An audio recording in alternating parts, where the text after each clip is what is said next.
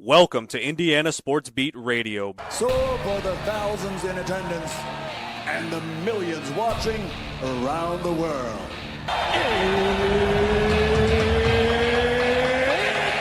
Time! Three on the way. Oh! It went in! It went in! And Indiana wins the ball game! Know your role and shut your mouth, you jabroni! Float game for the win! Ayler's gone. Goodbye. Touchdown, Indy. Woo! IU. America. They got a football team now. It's pretty simple. I win. Google me. You know that I'm the cream of the crop. Now, here's Jim Coyle. Welcome aboard. Happy Monday, everybody. Glad to have you. I hope your weekend was fantastic, enjoying the great weather that continues to be heaped upon us. And we had a ton of stuff that went on that we need to talk about, of course, and we'll get to all of it, whether the Hoosiers, they were off this weekend preparing for a gigantic game, but my, oh my, were there some major upsets, a couple involving Texas and Penn State specifically we'll be talking about. We'll get a college football recap over the weekend, Major League Baseball, IU football preparing for their big game. Mark Sanchez, what the hell's going on with that? But J.D. Campbell joins us right off the bat to cover some of the Major League Baseball that's going on in playoffs. Good day, sir. All decked out in your Pirates gear. How are you today? This is in honor of Don Fischer, big-time Pirate fan. And let's give our first shout-out to the IU volleyball team that went out on the West Coast and swept. Congratulations, Steve Aird. Yeah, great job by them.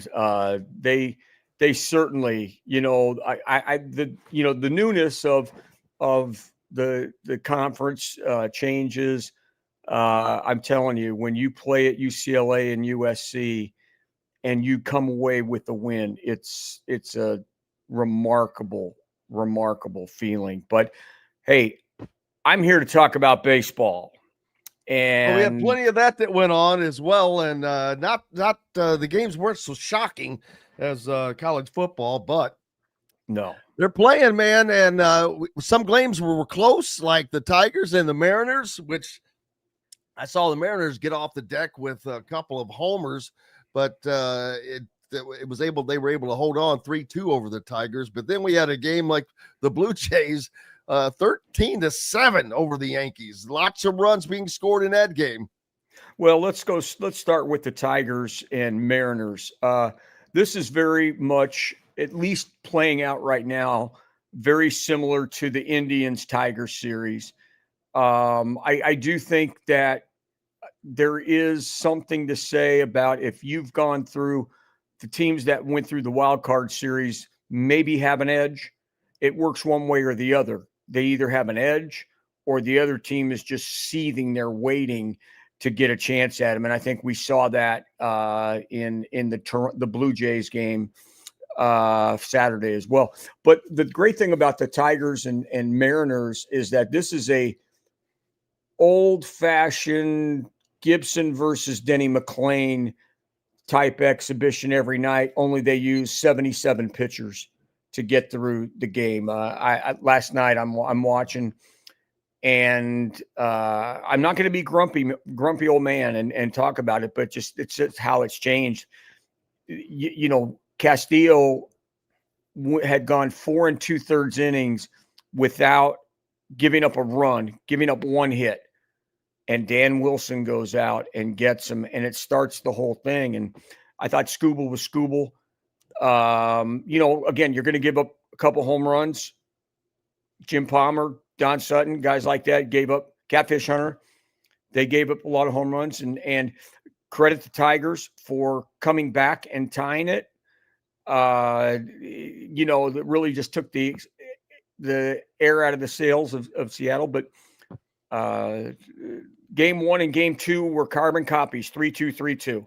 And so if you like pitching and you can stay up late, if it's on the West Coast, you'll like that series. Absolutely. And baseball gets a little more fun now. You've got the better teams that are, as it gets tighter and tighter with the playoffs and the ALDS and the NLDS, the divisional series games. And it's going to be, we're going to see some home runs when the Phillies, they hit the field as well. And the Dodgers, that's kind of a primetime matchup when that thing comes around. But it's been fun already.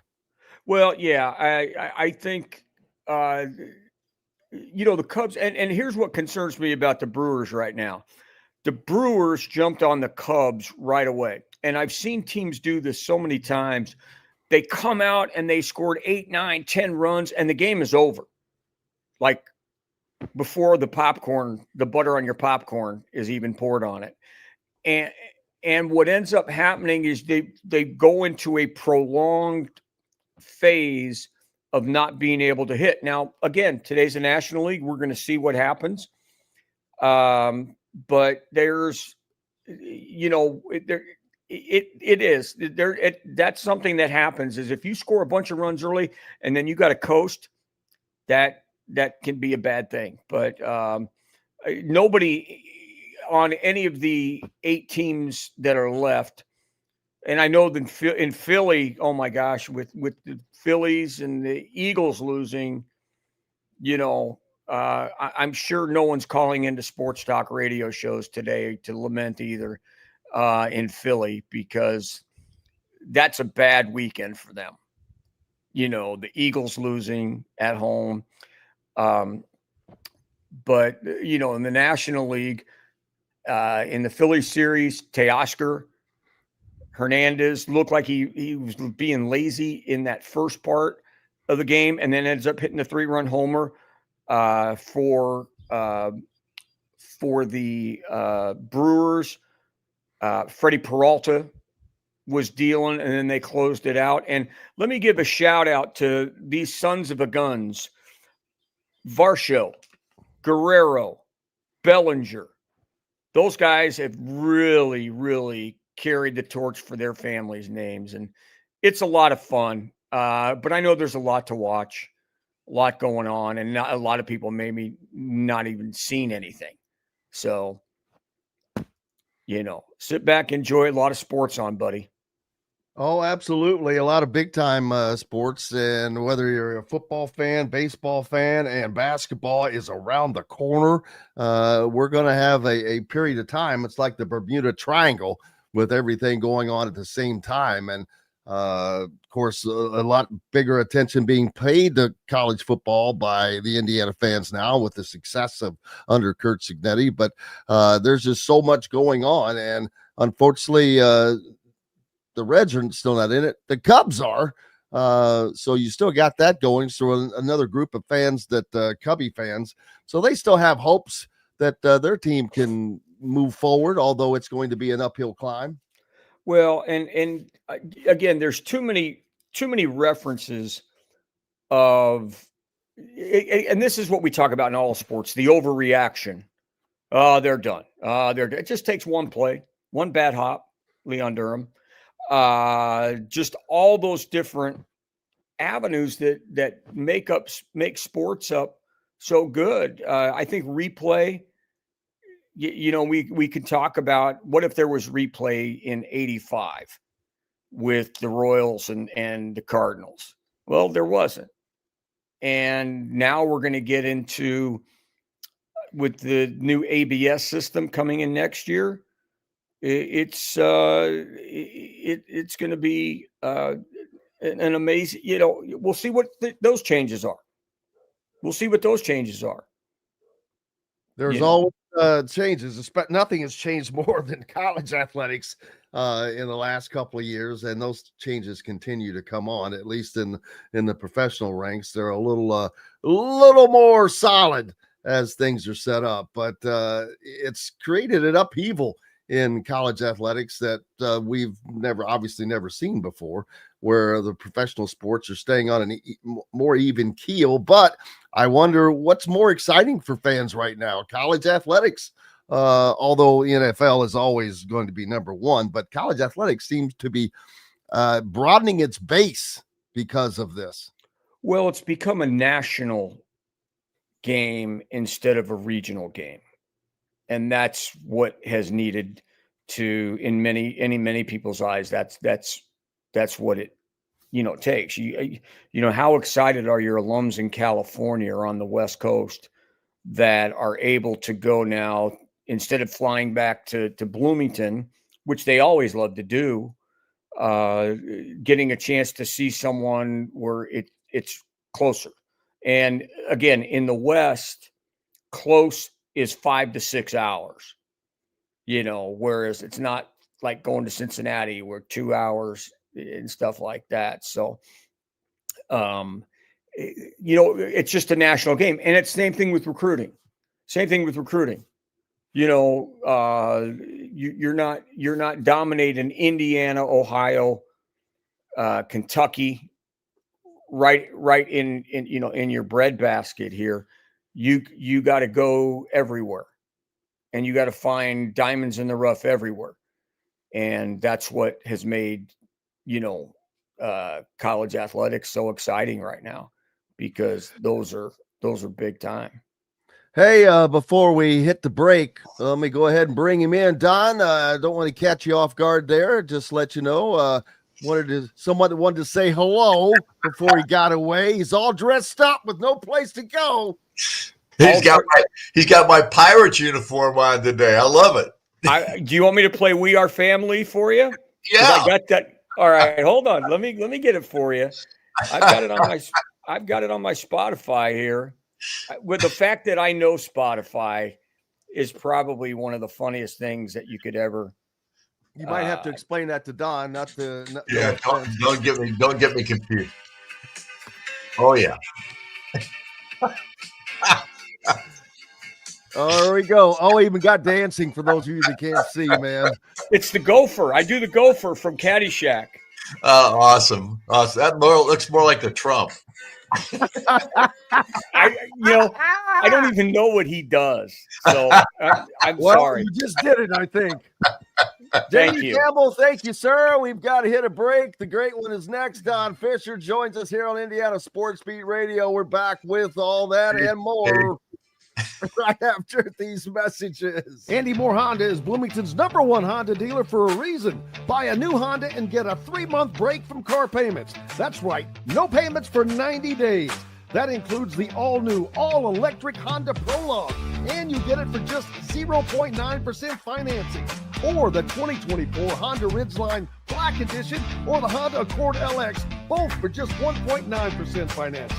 Get more to your door from AndyMooreHonda.com, Bloomington's #1 Honda dealer and your best place for new and used vehicles. If you're looking for a new home in the Indianapolis area, you need Cheryl Sizemore from Brick and Ivy Realty. Cheryl Sizemore has over 2 decades of experience, and that could be the difference in getting the home you want in today's tough housing market. Reach out to Cheryl at CherylSizemooreSells@gmail.com or 317-701-0838. That's 317-701-0838. Let Cheryl Sizemore sell or find your new home today. Huddle up, football fans. Tailgate season is here, and nobody gets you ready for game day like Academy Sports and Outdoors. Swing by your local Academy store or shop online at academy.com to find everything you need, from grills to jerseys and more. Be a watch party legend with gear from top brands like Nike and Under Armour, all at unbeatable prices every day. With 8 Academy stores across Indiana, including our Bloomington location, fun can't lose, and neither can you. Gear up today at Academy Sports and Outdoors. Zach Browning here to tell you about an offer you simply can't pass up. If you're looking for the best coverage of Indiana football and basketball, which includes recruiting, weekly chats, podcasts, as well as access to the best national team out there, then look no further than thehoosier.com. The best part, it's just $1 for the first week. Oh, and did I mention that you get a full year of access to The Athletic when you sign up? You can't beat the coverage, and you can't beat the deal. So head over to thehoosier.com today and sign up for just $1. It'll be the best decision you ever made. Welcome back, Indiana Sports Beat Radio on this Monday, and that means a visit from our good friend Don Fischer, the voice of the Indiana Hoosiers, who had a weekend off. So first of all, how was your off weekend, Don? It's I enjoyed it as well. I got to tell you, I skipped the scrimmage on Friday night and said, you know what, let's just take the whole weekend out of it. So, but how was your weekend, sir? Actually, the week was really good. I played a lot of golf this past week. I got that out of my system. Played badly most of the time, so that's why it's out of my system. Hey, it doesn't take long, man. It happens quickly, but I'm glad that the weather was incredible and an amazing weekend of football because of some of the things that happened, not just with Penn State, Texas as well. I've never seen a team that was ranked as high as Penn State 2 weeks ago. They were 2 or 3. They're out of the top 25 now after this shocking loss to UCLA. I still cannot get over that. UCLA has been the worst team in the Big Ten over the last 2 seasons. And we know that there has been a lot made of the travel to from if you're going either direction, and there's truth to it, but nobody saw this coming, Don. It was a 23 or 4.5 point spread in this game. Yeah, there's no doubt. It was without question the biggest upset of the season thus far. There may be others as we go down the line here in the last several weeks of the season, but halfway through the year, there's no doubt that's the biggest upset. And Penn State, I don't know what they were thinking going into that ball game. I would say this: the change in the coaching staff at UCLA with Foster being gone and bringing in, I guess they kept the guy that's now the head coach or the interim head coach from the staff. But all you can say is that whatever they did in that ball game, and I'm talking about UCLA now, whatever they did, I don't think the Penn State Nittany Lions were ready for any of it because I think they changed their whole game plan. I don't know how you do that in a week's time, how you go about doing that, but you got to give Jerry Neuheis a whole lot of credit for what he did from an offensive standpoint and how that team played in that ball game. It was pretty remarkable. And Penn State didn't even have an answer for any of it, which was kind of shocking to say the least. Very shocking. And we'll talk more about that later. Of course, Indiana now having been off. Now we get to prepare or talk about the preparation for what becomes a gigantic game in Indiana football history or whatever you want. We every year it seems like we've got something new to say about that, Don. That's a big, and eventually that stuff will stop. But right now, this is a gigantic game because it's a gigantic opportunity. Oregon, I truly believe, one of the best teams in the country. They are definitely in that top 3. I don't know. And nobody knows who the best is, as we see that what people think, not so true all the time, but Oregon definitely very good. They have one of the best, if not the best coach, one of the best coaches in college football, and Dan Lanning.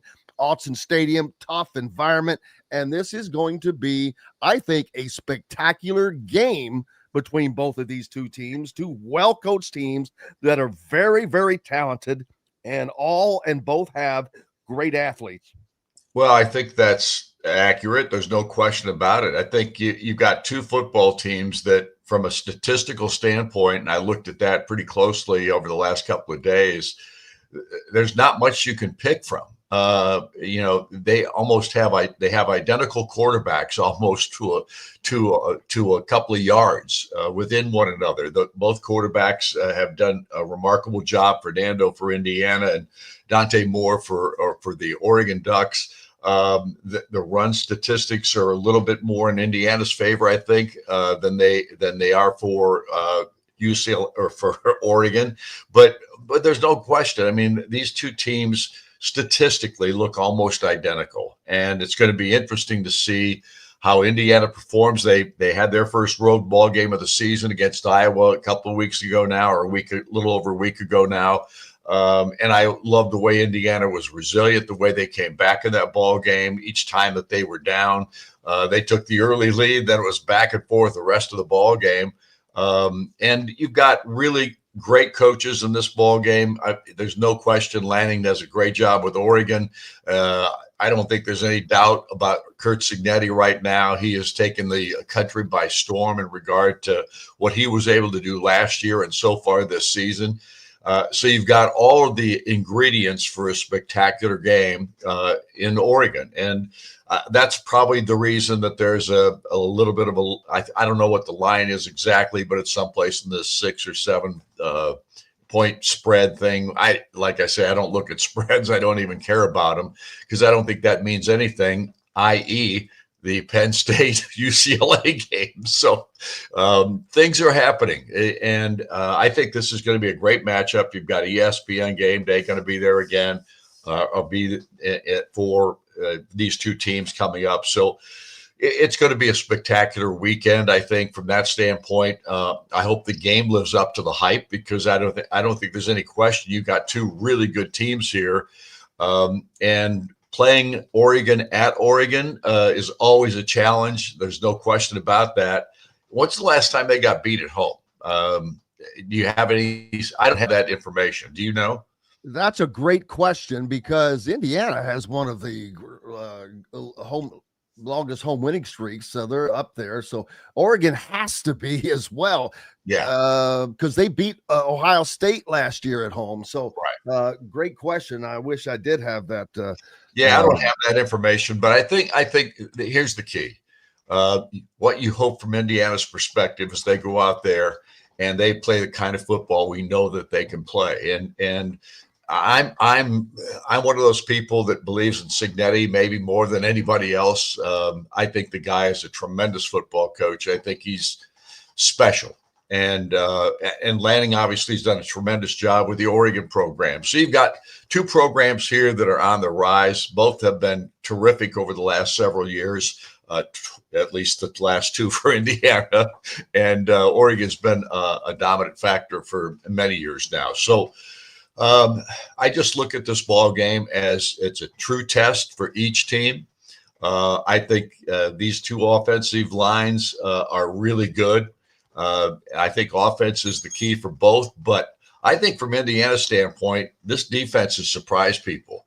I think there was a real question mark on Indiana's defense going into the season, especially having lost C.J. West and Carpenter last year from the defensive line, and then some of your keys in the defensive backfield.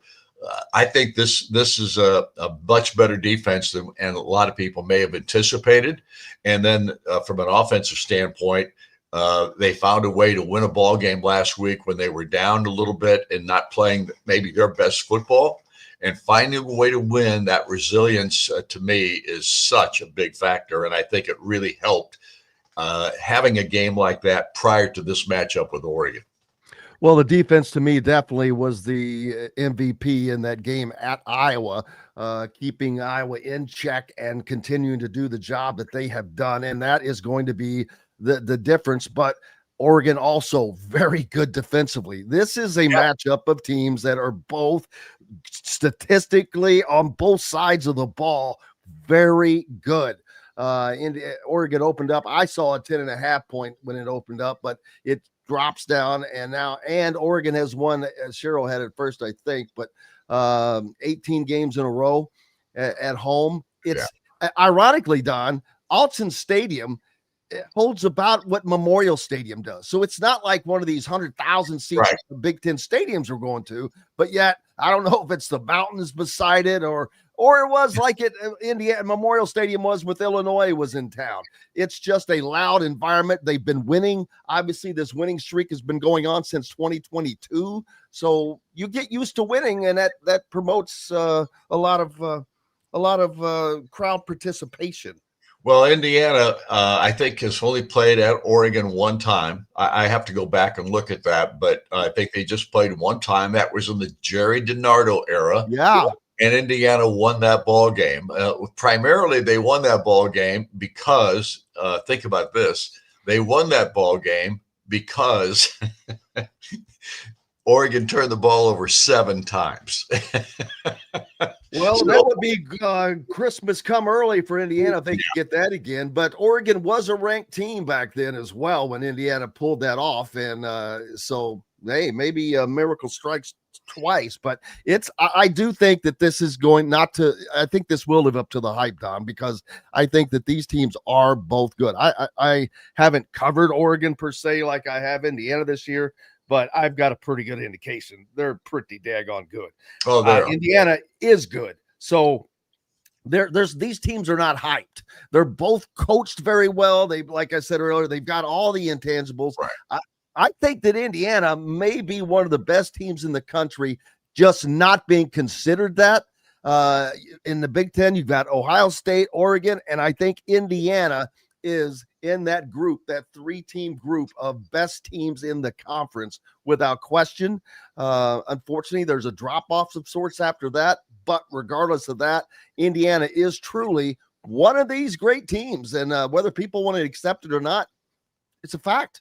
No, I don't think there's any question about that. And we'll know more after this week. There's no question that this ball game will give us an indication of exactly where these two ball clubs are at and what their status will be after the matchup. So all we can do is look forward to it at this point, because we've still got 5 days before this game is going to be played. And I just think it's going to be exciting for everybody that's involved, especially the fan bases for both these programs.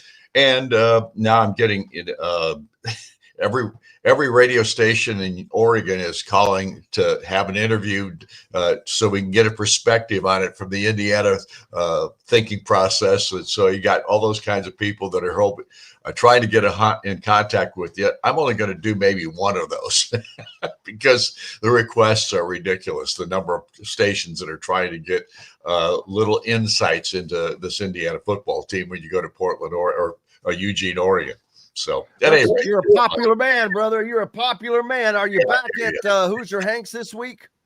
Oh yeah, we had our best crowd of the season last Thursday, a week ago Thursday.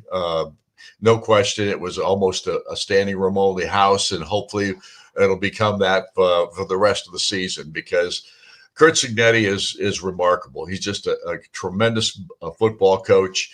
He gives you good insights into his team and those kinds of things. But, the good news is that Indiana has a football program these days that ranks with the big boys. And we haven't had that since the 80s. It's that simple. And it's fun. It's just fun to be a part of it all.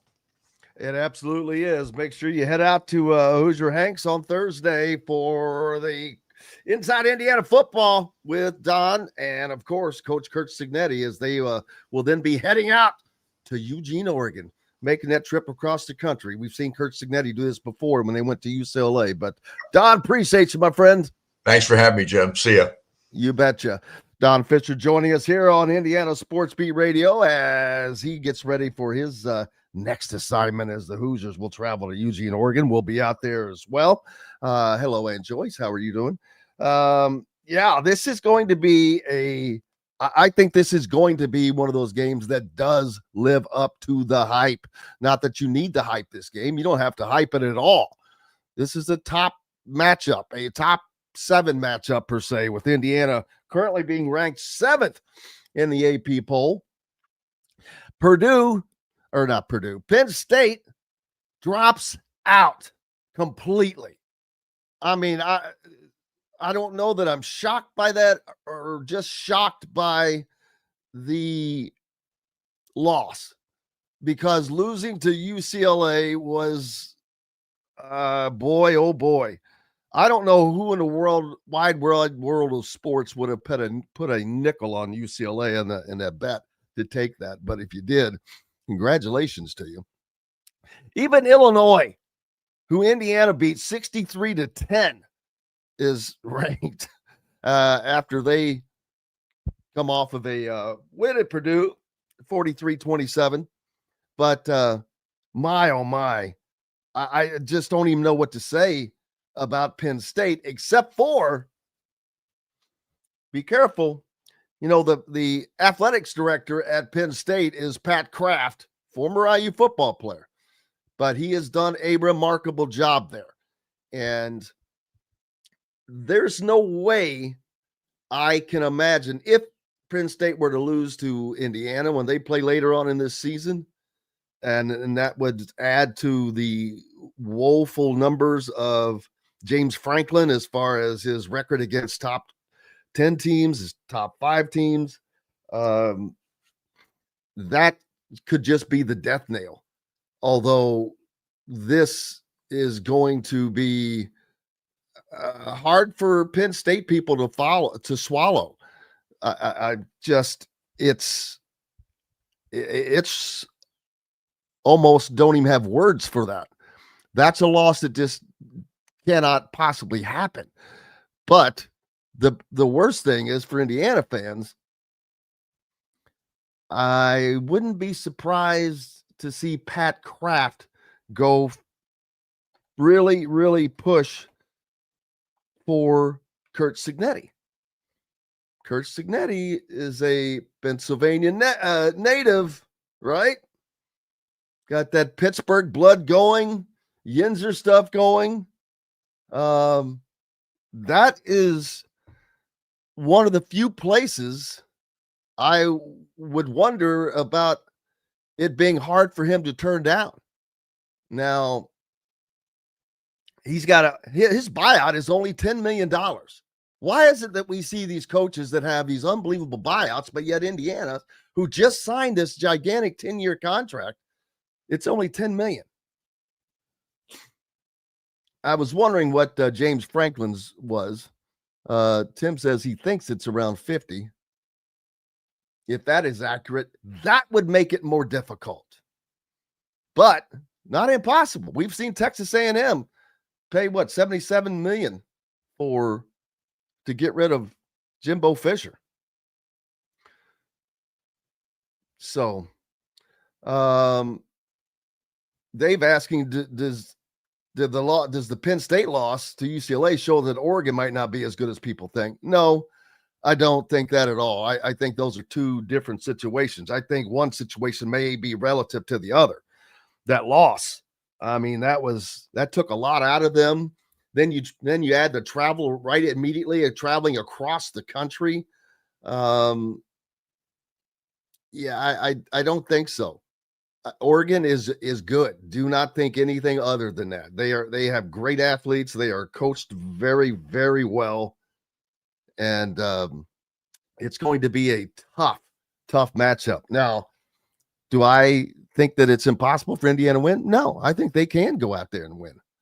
They can get it done. Now, if they did, that may put a little damper by some people on the Big Ten, because the Big Ten is very top heavy.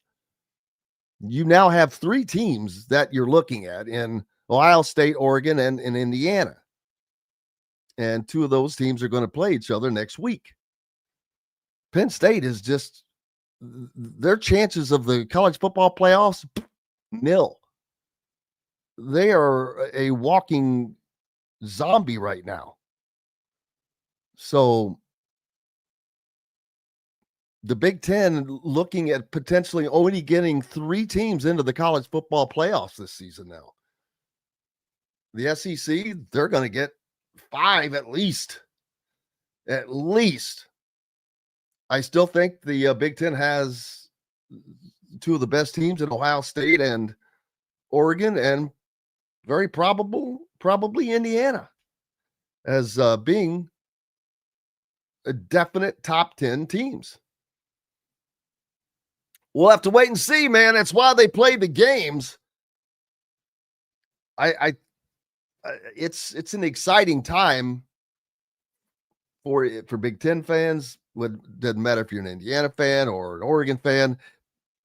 Exciting times in that regard. Now, I know that the SEC was happy as heck to see what happened, but let's take a break. When we come back, Greg Rakestraw, the Colts, oh my, they're rolling on as well. We've got lots more coming up right after these messages. Know a team or group needing a fundraiser? Boost Fundraising raises more money faster and offers the most unique and user-friendly online fundraiser in the nation. Your team receives personalized fundraising pages for each team member. Free team-branded promo gifts shipped to each donor. Boost Fundraising does it all. Sports teams, marching bands, charity causes, and community groups. Go to boostfundraising.com and be sure to enter the promo code COYLE, that's COYLE, to receive a discounted fundraiser. Whether it's a night out with the family, after work with colleagues, or catching the game with friends, Bubba's 33 is the place for you. Bubba's 33 offers a mouth-watering menu of selections that are all made from scratch every day. The portions are big, but the prices are small. And with over 50 big screen TVs, you'll never miss the big game. Bubba's 33. Pizza, burgers, beer. Zach Browning here to tell you about an offer you simply can't pass up. If you're looking for the best coverage of Indiana football and basketball, which includes recruiting, weekly chats, podcasts, as well as access to the best national team out there, then look no further than thehoosier.com. The best part, it's just $1 for the first week. Oh, and did I mention that you get a full year of access to The Athletic when you sign up? You can't beat the coverage and you can't beat the deal. So head over to thehoosier.com today and sign up for just $1. It'll be the best decision you ever made.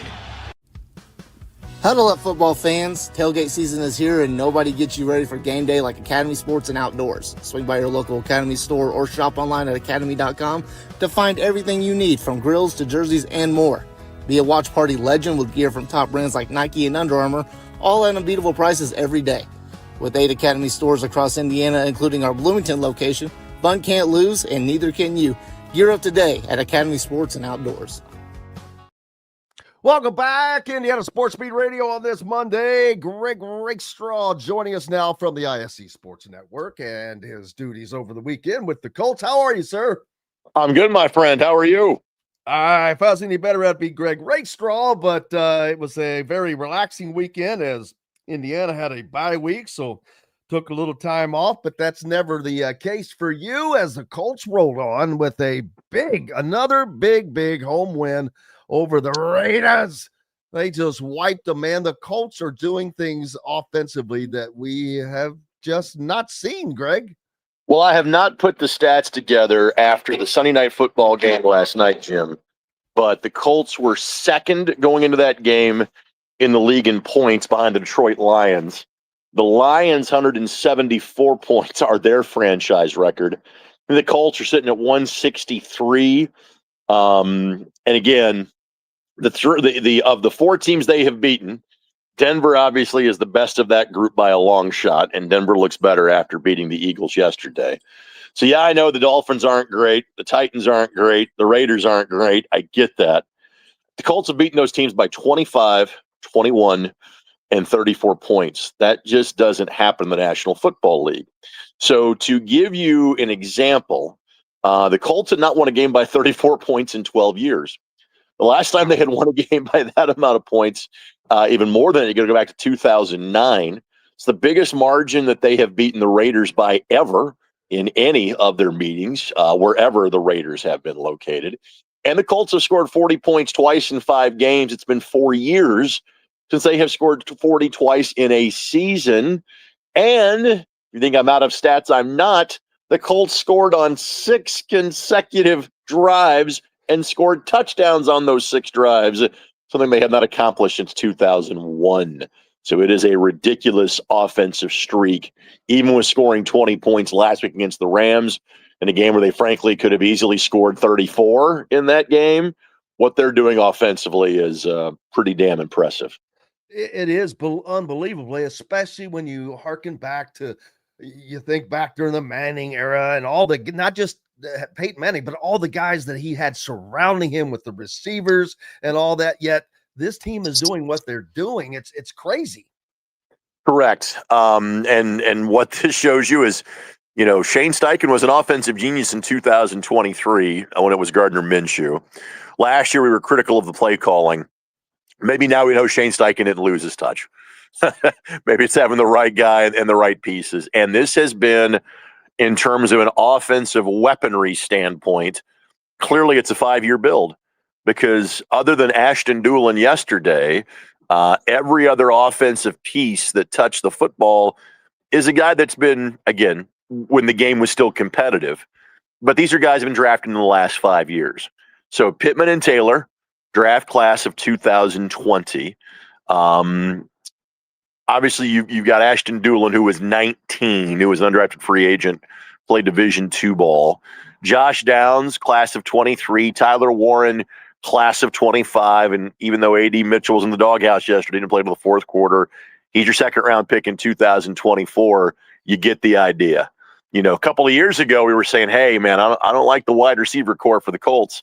Now, the guy that's fifth of that group comes in yesterday, has 2 catches for 55 yards. Would have had another catch for 19 yards had not a great play been made by the defensive back for the Raiders to knock him out of bounds. I know he would have also had a 98-yard kickoff return as well. And then I've been a holding penalty all the way across the field. So this is all of a sudden now a group that is really set at all 3 offensive skill positions and clearly seems to be set at the quarterback position now too.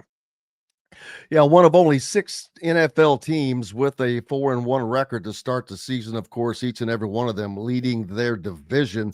This is just much better than what fans were expecting to see. Not that they weren't. I'm not sure if they knew what to expect at the start of this season, Greg. It's kind of like college football now, where people think that they know who good teams are, and they think that they say like Penn State and Texas are good, and they're like, yeah, not so much. So, but it's bearing out that the Colts are not only good, they're dangerous. Well, I'll give you a broadcaster's favorite phrase, Jim. If the season ended today, which it doesn't, we have 12 weeks of football left to go, the Colts would be the number 1 seed in the AFC. So that's how good things are going for the Colts. And they're kind of catching some breaks here too. And let's acknowledge, the Raiders without a couple of weapons yesterday, namely Brock Bowers. They're going to get the Chargers in a couple of weeks. The Chargers are all kind of beat up right now along the offensive line. There is a little bit of a question mark about Kyler Murray coming in next week with the Arizona Cardinals. It might be Jacoby Brissett that's the starting quarterback for the Cardinals in that game. Time will tell. But the Colts are creating their own breaks. They're also kind of getting some as the season goes along. But no, this is, I'll be honest with you, Jim, I thought this was about a 10-win team, and I think I may have undershot it. That's how well things are going for the Colts right now.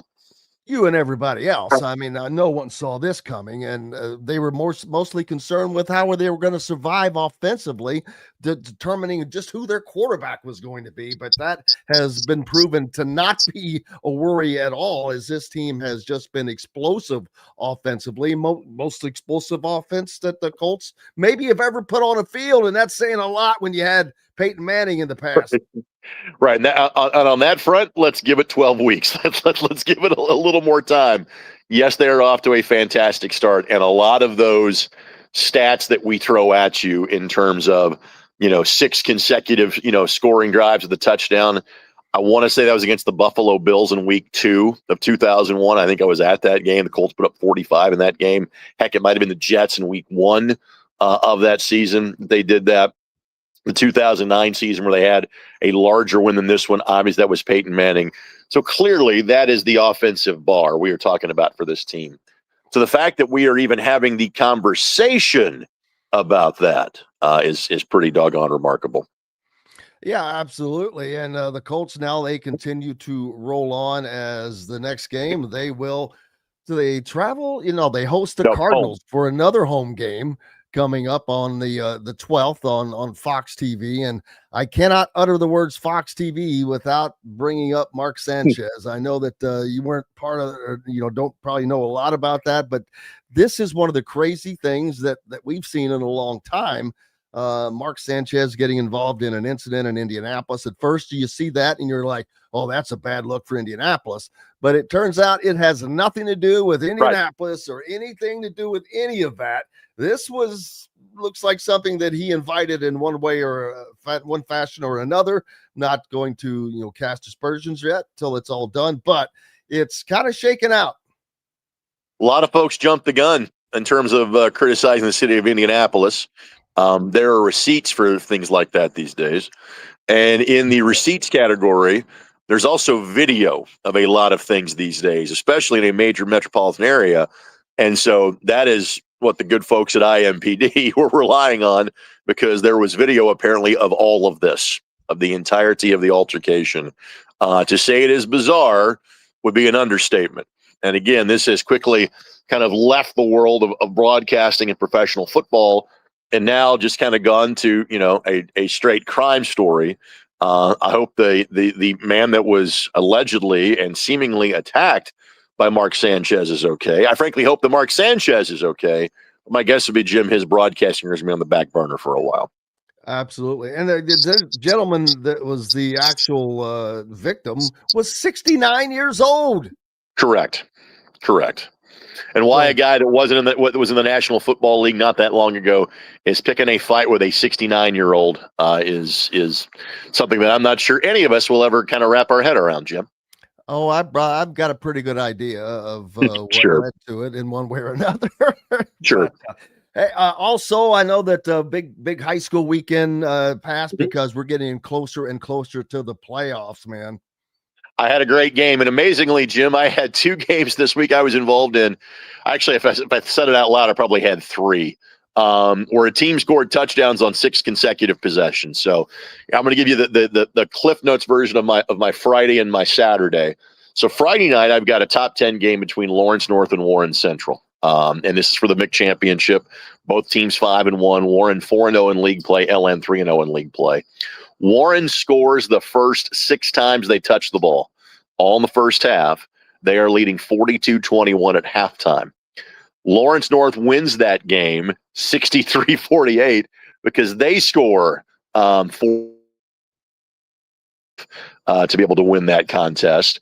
And so LN goes to 6-1. Warren drops to 5-2.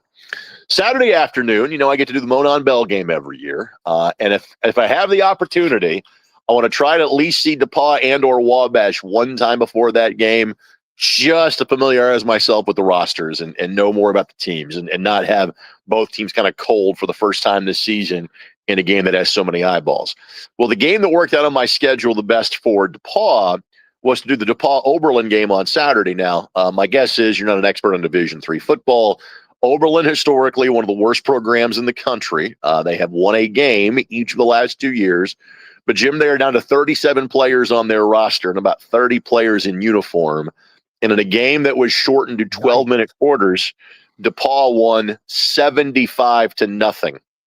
So considering they were 9 of 10 on third down, and the one they did not convert was the knee they took at the end of the game, I'm going to assume they scored on 6 consecutive drives as well. So I did have that happen over the course of Friday, Saturday, and Sunday, Jim. So apparently wherever I'm going to go, offense will follow. So beware of Friday night's game between Warren Central and Carmel, because apparently a lot of points are going to take place.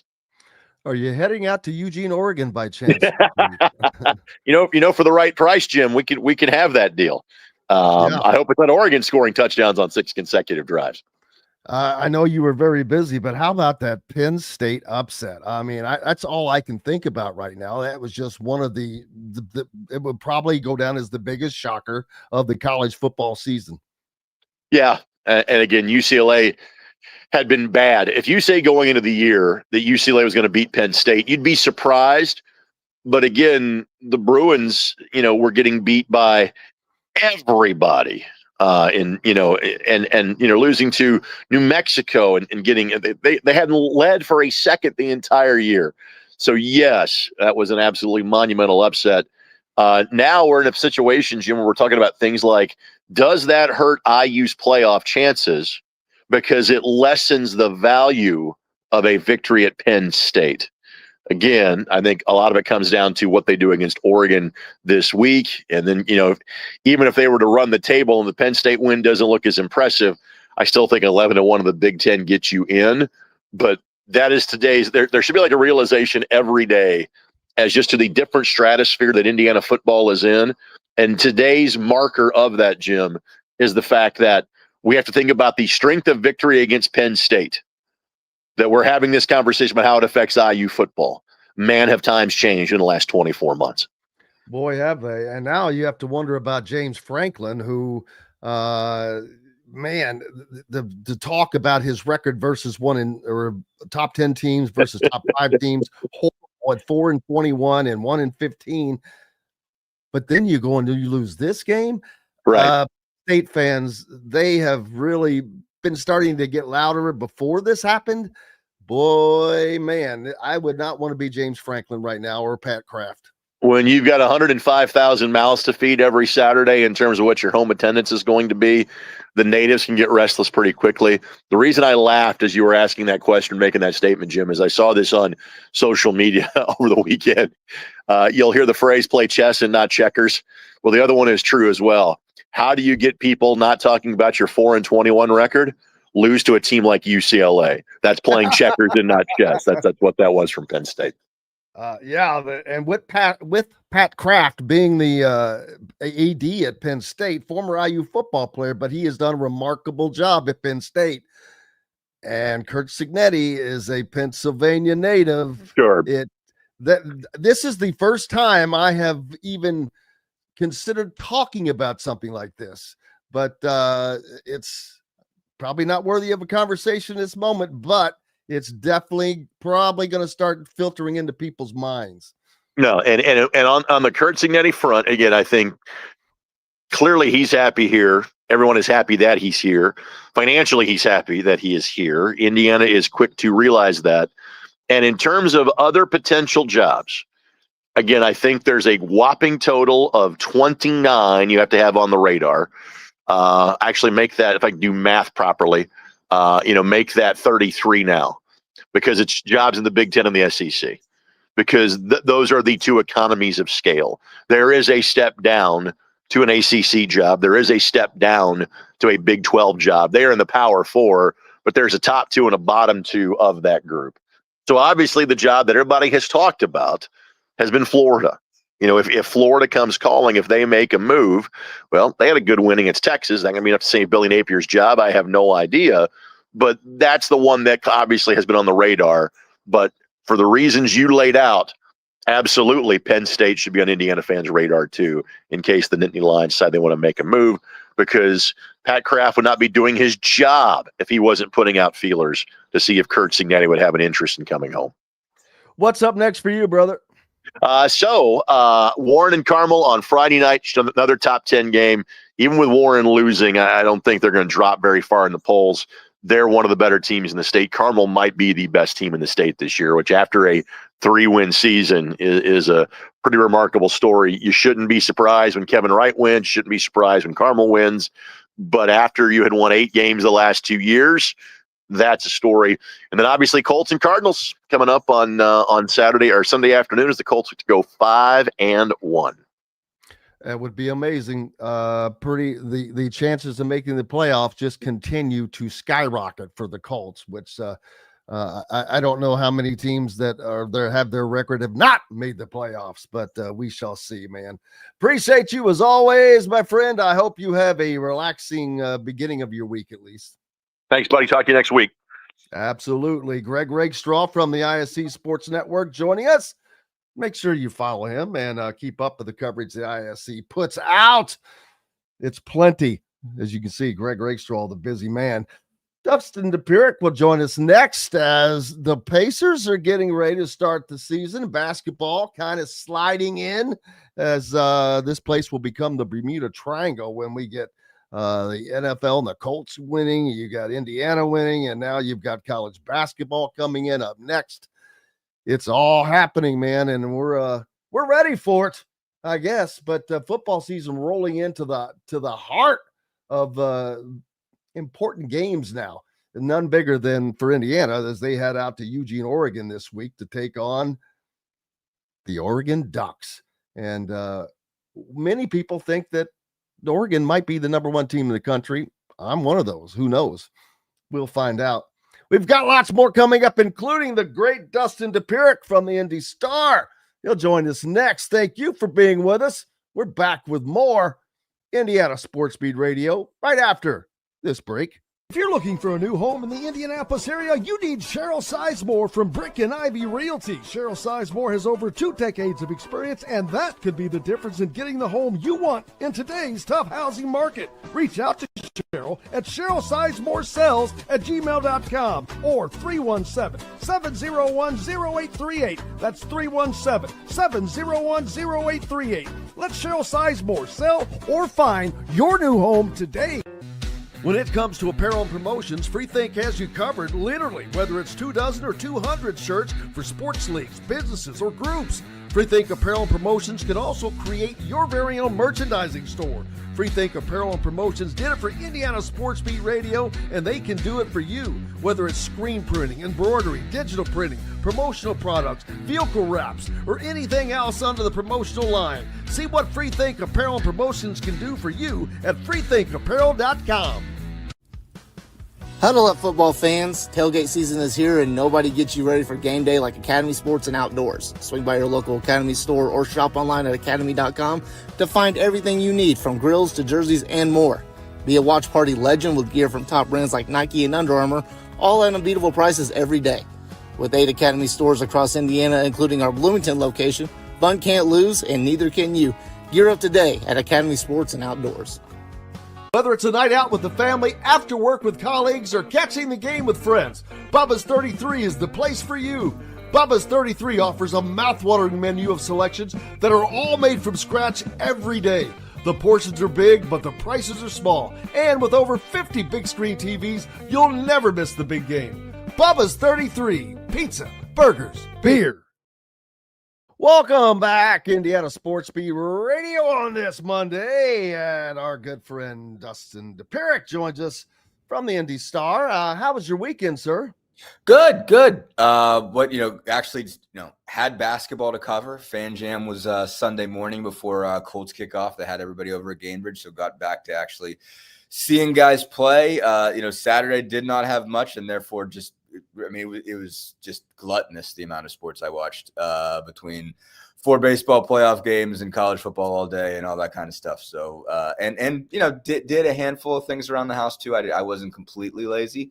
But yeah, you were talking before about just getting right into the heart of the college football season, and baseball playoffs were a good time. Another great one between Detroit and Seattle last night, so yeah, lots of fun stuff over the weekend. Fun stuff to do, man. College football, of course, we were keeping an eye on, and hate to bring it up, but don't have a choice. Your Penn State Nittany Lions. Why? That didn't happen. I don't know what you're talking about. I didn't even go there. I don't know. It's almost like it couldn't have happened, Dustin. I'm like, how on God's green earth does this happen? I mean, they had the look of they had a look of a team that just didn't get out of bed right in the morning. Like, just wasn't. The entire first half, it was just like they just didn't look conscious. It happens from time to time. But when it does happen, you lose a chance to accomplish a lot of the things you want to accomplish. They felt 27-7 whole, and just almost dug out of it and still didn't. They just weren't awake for a half, and they had to rally back, and UCLA still wasn't going away. They had a chance. UCLA did a great job of blowing up that reverse on 4th down. Won the game. It's obviously bad news for James Franklin, bad news for Penn State. I wouldn't favor them against Indiana right now. I presume they're going to lose that game. I presume they're going to lose to Ohio State. I presume they're going to end up 8-4 and in a bowl game in Florida, maybe someplace. And, looking for a coach next year is sort of the direction that it seems to be heading. It's now, but when you bring that up, because I did a minute ago, I haven't put much stock at all into worrying that Cignetti would be poached from Indiana, from like Florida and whatnot. Right. Penn State, however, might be a different animal for a multitude of reasons. And it all starts and ends with Pat Kraft, the former Indiana football player, as AD there. Yeah. It doesn't start and end there. Kurt Cignetti is from Pittsburgh. I remember like the first time I had an internship at the Harrisburg Patriot News, my editor there told me, he's like, you guys from Pittsburgh, you don't even want to cross that mountain. Like, you guys don't move, like you don't, if you have an opportunity to stay, that you do, and you're there for 50 years. And so like moving as much as I have and leaving Pittsburgh as much as I have, just as someone who grew up there, is a rarity. People stay and they like to be close to home and stuff like that. Cignetti is a Yinzer through and through. And so, I don't know if he has any animosity towards Penn State as somebody who's, coached the Pitt and whatnot. But like the pull to be close to home when you're a Pittsburgh person is pretty significant. If they call, he's going to listen. That doesn't mean he's going to take it. That doesn't mean he's going to take it. There might be some stuff he doesn't like about that job. You never know. It's very much a fishbowl job. for one thing. Like it's very similar to Indiana basketball in the sense that like you are under a microscope and you absolutely have to win, and there are all kinds of considerations, expectations on you of who you're supposed to be and what you're supposed to do and all that sort of thing. So it could be like there could be stuff he doesn't like about it. He could have a long-term animosity against Penn State. I have no idea. But there could be some things that turn him off of that job, but obviously going to be able to offer him a ton of money. Pat Kraft is, like he knows what Cignetti's doing. If you know Pat well enough, and I know Pat well enough, there's no way he's missing this. And so, like if Pat has to make if he has to make a change, there's no way he doesn't call Curt Cignetti. So. Well, Sig's buyout is only $10 million. And while that might sound like a lot of money to you and me, it's not in the realm of college football right now, especially with a relatively new contract underhand. I was a little shocked to see that it was that light, to be honest with you. That's for these big time programs. And that's the only school that's going to be able to come calling for a Curt Cignetti. Right. That's almost lunch money. Yeah, no, I mean, I think I haven't seen the contract personally because I haven't, been covering it. But yeah, I mean, I imagine that they probably weren't trying to, but generally the buyout for somebody to take somebody from you is, corresponds with the buyout of, what you have to, what you have to pay or what they have. I'm sorry, what you have to pay them if you fire them. I don't know. I mean, they're obviously do a whole bunch when it came to, Tom Allen. I don't know. I mean, maybe they should have had a higher one, but I don't know. I mean, I'm not sure on that one. So I'm just shocked that when they signed the new contract, that wasn't kind of built in because they knew what they had at that moment. Right. Yeah. That at least we should get something more out of this if somebody's going to take this guy. I mean, that's fair. They generally coaches don't like that. Because it's like they want to have freedom of movement and, not it be, what's the word I'm looking for? Yeah. Bottom line, I mean, they don't want it to be impossible for them to take a bigger job. And so they might not sign it. Saying that he might not have wanted to go higher than that. And, I don't know, 10 million is still not nothing. So, I don't know. Yeah, it's not nothing, but when you look at a program like a Penn State or Ohio State, those guys, they can find getting out to that pinnacle. Yeah. I mean, Texas A&M pays $77 million for Jimbo Fisher just to hit the road. It's crazy. Yes, it is crazy, but we've seen it happen, and so $10 million compared to that, not much. I mean, that's less than what Indiana paid Tom Allen. Right. And and Indiana obviously found the money to make Archie go away when they had to, So that would be an easy thing for Penn State. And I don't know, did that break the dam for James Franklin?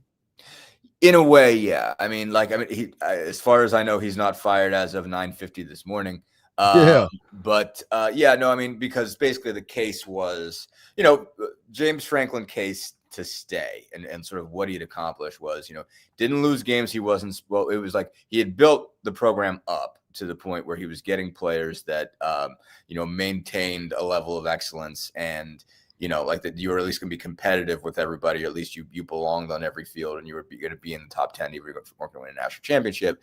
And he wasn't winning the big games, but he wasn't losing to teams he wasn't supposed to lose to, they were going, if they were losing to Ohio State and Michigan every year, they were still going 10-2, they were beating the other 10 teams, where there was a stretch, obviously late in the Paterno era and early post-Paterno, post everything, that they didn't lose to people they weren't supposed to lose to. They beat the teams they were supposed to beat. And, worst case scenario, they were going 10-2. Obviously last year they make the playoff, win a couple playoff games on the way, obviously beating teams that technically they're supposed to beat in SMU and Boise State. But you get to Notre Dame, you make that a competitive game, all of the above. And they showed up in the playoff last year. And are, a step away from the final. And so, it's like, okay, you've done something. In this case, it's like, all right, well, if you're not going to win the games you're supposed to win, and you're also not going to win the games you're not supposed to win, like this, it gets pretty hard to continue justifying. And so it's like, I mean, I think he's got to beat Ohio State, and I have a hard time thinking he's going to beat Ohio State. Well, what about Indiana? Yeah, I don't, like I said, I right now I don't think they win that game, but I don't think beating Indiana is enough. Like I don't know if beating Indiana is enough to save him. I think he might have to beat Ohio State, and so it's going to be if they don't get in the playoffs, they don't beat Ohio State. And then what does this do to the Big Ten? I mean, the Penn State was a big part of the Big Ten is very top heavy. They they're not deep right now with good teams. You look at the SEC, they're going to put minimum of 5 teams into the college football playoff this year. Last year it was 3. This year, the Big Ten's only going to get 3 teams in because neither Illinois, I can't imagine USC or Penn State making it or even Michigan. Maybe they could go 10-2. They're probably going to go 10-2. So Michigan's a possibility because it's Michigan, but that's the only way that the Big Ten gets 4 teams in this season. Yeah, you're probably right. I mean, they're going to get dinged up if this doesn't work out. I mean, like there's going to be you're certainly going to see more opportunity for other conferences. I mean, obviously Miami looks great. So like the ACC is going to have a top line team. Texas Tech's got a chance, so that's going to maybe take one of those. Georgia Tech's undefeated. So like you're seeing with the win over Georgia. No. Who did they beat? Let me look. Clemson. That's which at the time looked like a big win. Sure, not so much anymore. And it's not going to look as good, but they get Georgia at the end in the hate week game. So they'll have an opportunity there, and if that's their only loss, they'll be okay. So you can see some stuff moving around, and yeah, I mean the SEC is going to be wild because I think everybody's going to have a loss, but I mean the SEC is definitely going to point to like, well, look how good we are. Look how much we beat each other up. So you have to give us so many of these teams, and they're going to be able to make a case because Alabama's got a brutal schedule, and so if they get out of there with 2 losses, they're almost definitely safe. They've got Missouri, Tennessee, LSU, Oklahoma, Auburn, and South Carolina still left on the board. I mean, they've got, one of those late November, right before the Iron Bowl games against Eastern Illinois they're going to crush, but everybody else is either ranked or close to it. So they're going to have a good case. Georgia certainly is going to have a good case. LSU, Tennessee is going to be able to make a case, and you still have A&M, Oklahoma, and Ole Miss that are all undefeated at the moment. And so, yeah, like you can see a lot of things shaking out that way, but yeah, it doesn't look good. It doesn't look good for the Big Ten right now. Like I said, Michigan's got 1 loss, to Oklahoma, which is not a terrible loss. Yeah, if they run the table between now and Ohio State and end up with 2 losses, they've got a case. It's not a great one, but it's a case. So, we'll see. But yeah, there's a good chance the SEC could really take advantage of this, and some, like the Big 12 and the ACC and, independent Notre Dame, if they run the table, could make a case there as well. And we don't know how good some of these teams are. I thought Texas was overrated all year long. I thought that was nothing but hype, and it was kind of proved to be the case with that loss at Florida. Sure. But who is good who is the best team in the SEC? I don't know. We don't really. Yeah, we're not going to know who the best team in the SEC is until the end, because it's about to get wild in that conference. I mean, over the next 6 weeks or so, I mean, it's going to be crazy. And we've already seen them beat up on each other. I mean, I think it's a good league. So I understand everyone wants to knock the SEC because they act like they own football. But it's good right now, and now. I guess the difference is, though, I don't know that there's a great top of the line team. I think every one of those teams is vulnerable. They're going to beat each other up, and everybody that get in might have 2 losses. They might get a bunch. No doubt. Yeah, they might get a bunch. That's because they have more depth, as I've said. I mean, there's 6 or 7 SEC teams that have a shot at getting in. There are still only maybe 4 in the Big Ten, in my opinion. Right. Yeah. No, I agree. I mean, I mean, the team I think so far that, to answer your bigger question, that's the team that's earned it the most so far is Miami, but that schedule calms down for them while it heats up for the SEC. Miami after this is, they've got wins over Notre Dame, Florida, and Florida State. That Florida win looks better. That Florida State win's legit. That Notre Dame win is legit. It's kind of middle of the pack SEC schools the rest of the way, ACC schools the rest of the way. It's Louisville, Stanford, SMU, Syracuse, North Carolina State, Virginia Tech, and Pitt. I mean, everybody in there is just okay. But yeah, you look at, who's Oklahoma got? They're undefeated. They've got Texas this week. They've got Ole Miss, Tennessee, Alabama, Missouri, LSU. Their last 5 opponents are ranked. 5 in a row down the stretch. Obviously, that stuff could shake out. Your Missouris and Vanderbilts, or who do they got? They've got Ole Miss, Tennessee, Alabama, Missouri, LSU. It's possible you could see Tennessee get dinged up or Missouri get dinged up and find out they're not as good as you think. But Oklahoma's got 5 ranked teams in a row. If they run through that gauntlet, they've earned it. And that's not even counting their rival Texas, who's currently not ranked. It's about to get wild in the SEC. And so you're going to see who's really going to earn it over the next 5-6 weeks. Absolutely, and we'll get an indication of who's going to challenge. I still think the Big Ten has the 2 to 3 best teams. We don't know that Indiana is not one of the best teams in the country. We really don't. You sure don't. Again, they're undefeated 7-0. They've got a legit win in Illinois. Again, they're going into Oregon, and I don't think they can't win that game. There's certainly been years, even last year, you're like, I don't think they could pull off Ohio State. That seems like it seemed to be a bit over their head, but they made that one a game even before they lost it. And I saw Oregon play Penn State, and Oregon didn't blow me away. It was 3-3 at half. Especially compared to what they were last year. Offensively, and they had Dylan Gabriel, flinging it, and Troy Franklin running all over the place. It was wild how different that game was from the Big Ten championship game, where it just seemed like there was offensive talent all over the place. Oregon sent a lot of their guys to the NFL. Penn State still has a bunch of theirs and still wasn't able to really move the football, and that was strange. That was a wild, wide open football game, and this one wasn't. But they are tough defensively. They're very tough to move the ball on. So we'll see what happens there. Indiana can win that game, and and they can lose that game and still get in the playoff. And again, they can absolutely beat Penn State. And the way they're playing right now, Penn State has to operate a whole lot different, a whole lot better to beat Indiana. Does Indiana have to beat Penn State now, though? Maybe.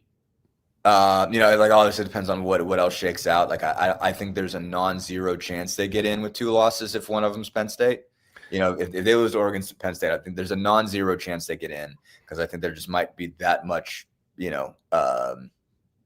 cannibalism all over the place. Football cannibalism, if you will. Early on, I had always said, hey, if Indiana goes 10-2 with those 2 losses, they're fine. Yeah, that was this hurts. That was before Penn State lost to UCLA. Yeah, Penn State's got to do other stuff, I think, to make that loss look good if they were to lose. What's Penn State got left? Let me call this up while I'm talking to you. They've got Northwestern, Iowa, their next 2 games. Certainly they got to win both of those. And I think for it to matter for Indiana, they would have to Penn State would have to beat Northwestern, beat Iowa, and be competitive against Ohio State at least, and then run the table after that. They've got Michigan State, Nebraska, Rutgers down the stretch. They'd have to win all those. I think they'd have to be, for Indiana to be able to lose that game, Penn State's got to go 9-3 in a competitive Ohio State loss. I agree with you. Dustin Dopirak from the Indy Star with us. We've got lots more coming up. The Pacers about to start the season, at least in the preliminary stages. All that and much more when we return to Indiana Sports Beat Studios right after these messages from your favorite sponsors. The ISC Sports Network is your home for sports content across the Hoosier State. Find us live on TV and streaming or archived on our website and our app. The ISC is your one-stop shop for the content you want to see, including high school sports, college sports, and other great events throughout the year. Subscribe to our streaming service and get access to it all. ISC, local lives here. Know a team or group needing a fundraiser? Boost Fundraising raises more money faster and offers the most unique and user-friendly online fundraiser in the nation. Your team receives personalized fundraising pages for each team member. Free team-branded promo gifts shipped to each donor. Boost Fundraising does it all. Sports teams, marching bands, charity causes, and community groups. Go to boostfundraising.com and be sure to enter the promo code COYLE, that's C-O-Y-L-E, to receive a discounted fundraiser. If you're looking for a new home in the Indianapolis area, you need Cheryl Sizemore from Brick and Ivy Realty. Cheryl Sizemore has over 2 decades of experience, and that could be the difference in getting the home you want in today's tough housing market. Reach out to Cheryl at CherylSizemoreSells@gmail.com or 317-701-0838. That's 317-701-0838. Let Cheryl Sizemore sell or find your new home today. When it comes to apparel and promotions, Freethink has you covered, literally, whether it's 24 or 200 shirts for sports leagues, businesses, or groups. Freethink Apparel and Promotions can also create your very own merchandising store. Freethink Apparel and Promotions did it for Indiana Sports Beat Radio, and they can do it for you. Whether it's screen printing, embroidery, digital printing, promotional products, vehicle wraps, or anything else under the promotional line. See what Freethink Apparel and Promotions can do for you at freethinkapparel.com. Welcome back, Indiana Sports Beat Radio on this Monday. Glad to have you along. Dustin Dopirak from the Indy Star with us as well, the Pacers beat writer. As the Pacers ready to get things started, they had a little fan jam appearance not too long ago, and Dustin was out there for that. But part of the things you saw is the second team beat the first team in a scrimmage, but that's not a shocking revelation in pro sports, first of all. Yeah, and you're not it's also, I mean, it was like 34-33 at the break, and like none of the starters played after the break. So like they have, like there's two-way guys, there's end of the bench guys, a couple of dudes are on Exhibit 10 contracts, Jalen Slauson and Gabe McLaughlin, I'm sure the starters had to run laps, but that doesn't mean they're not going to be the starters. So just so everybody knows, you're not Nemhard and Siakam and Neesmith and Mathurin are not going to the bench for Furphy and Walker and McConnell. I mean, as much as McConnell and Toppin are going to play, Toppin had a real nice game. He had 14 points on 6-9 shooting. They had a couple other pieces that did a pretty good job, but it's not a case of you have to be worried about, like Nemhard and Neesmith and those guys. They're still fine. It's not a big deal. It's just a fun scrimmage. I think one thing that stood out to me was they still play fast. I think they were trying to make a case of saying, hey, they were trying to make sure that it was an entertaining scrimmage, for the fans who were not allowed in, for the fans that came.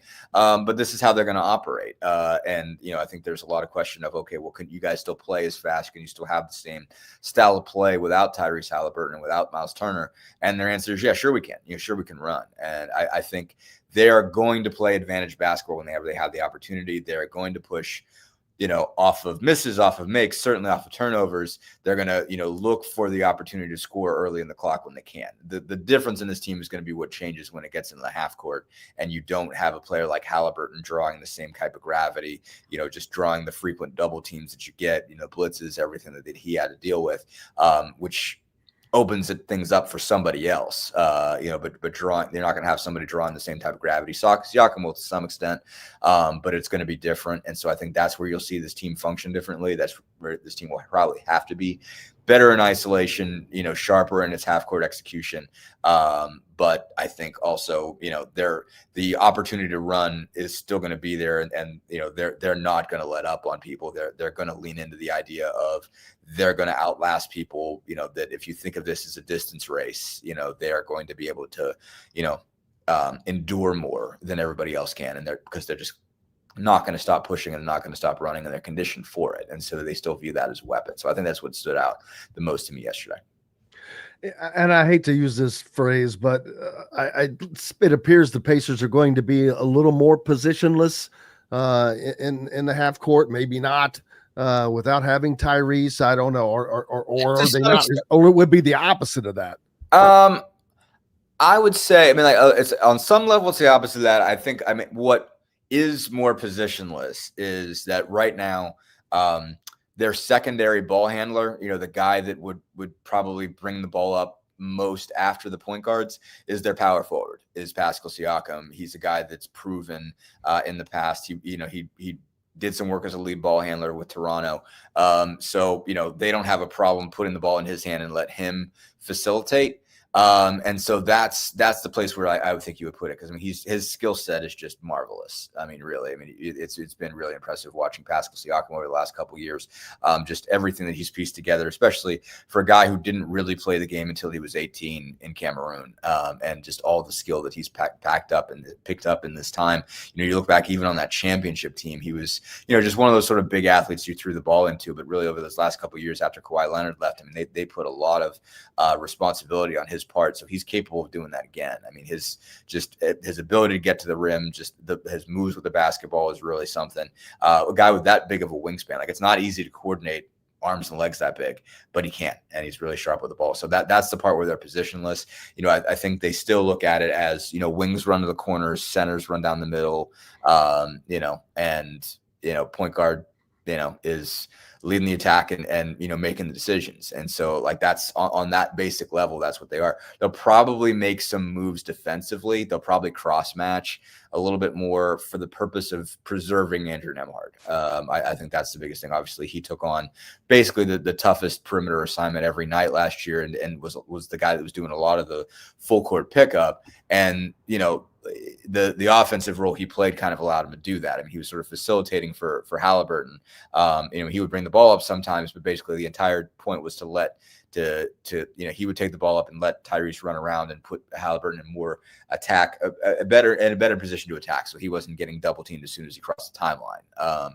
And so, he was able to get the ball running off a screen or something like that, or just get more space to operate.